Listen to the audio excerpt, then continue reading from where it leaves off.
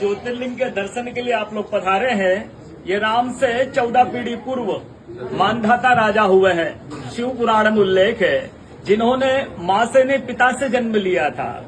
उनकी तपस्या से ये शिवलिंग प्रकट में स्थापित लिंग नहीं है। जिस प्रकार आरती करते हम प्रण अक्षर के मध्य, ओम अक्षर के मध्य, यह तीनों एका, जय शिव ओंकारा।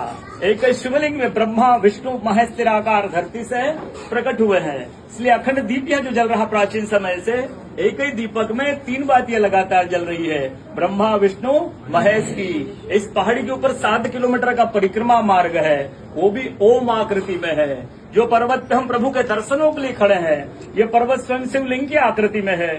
चारों तरफ नर्मदा मैया जलेहरी बनकर बह रही है। पूरे 12 ज्योतिर्लिंग में शयन आरती होती है, लेकिन बाबा का विश्राम ओंकारेश्वर ज्योतिर्लिंग में है, तो उनके शयन के लिए झूला पल्ला चौपड़ पासे बिछाए जाते हैं। बाबा यहाँ विश्राम करके 3 बजे रात उठकर महाकालेश्वर जाएंगे, वहाँ स्नान करेंगे। इसलिए वहाँ का भस्म आरती प्रसिद्ध है, यहाँ का शयन आरती प्रसिद्ध है। शिव पुराण में भी कथा आती है, महिलाएं 16 सोमवार व्रत करती है, उसमें भी कथा आती है। क्या कथा आती है? प्रतिदिन भोलेनाथ आते हैं, माँ के साथ विश्राम करके ब्रह्म मुहूर्त में उठकर चले जाते हैं। एक दिन जब भोले बाबा माँ के साथ पधारते तो माँ पुजारी से पूछती, पुजारी हमें विश्राम के लिए जा रहे हैं, चौपड़ पासे में किनकी जीत होगी? पुजारी बोलते कि आज भोले बाबा जीतेंगे।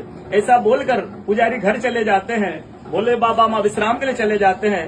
सुबह ब्रह्म मुहूर्त में जैसे ही भोले बाबा माँ बाहर निकलते हैं तो माँ पुजारी से पूछती, पुजारी कल मैंने आपसे पूछा था, हमें विश्राम के लिए जा रहे चौपड़ पासे में किनकी जीत होगी? आपने कहा भोले बाबा जीतेंगे। भोले बाबा नहीं, मैं जीती हूँ। माँ ऐसा बोल करके उनको श्राप देके चली जाती है।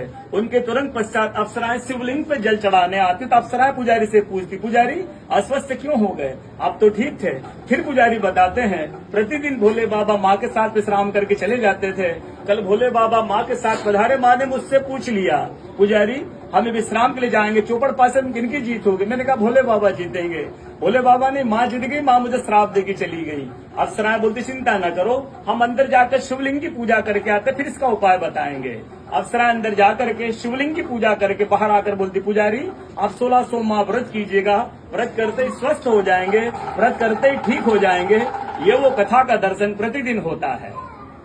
पूरे 12 ज्योतिर्लिंग 12 ज्योतिर्लिंग में ओंकारेश्वर ऐसा ज्योतिर्लिंग है जिसके दर्शन के पश्चात कोई महानदी का दर्शन होता है, जिसके तट को छूकर कोई महानदी बह रही है। आप काशी जाएंगे, गंगा जी दूर है।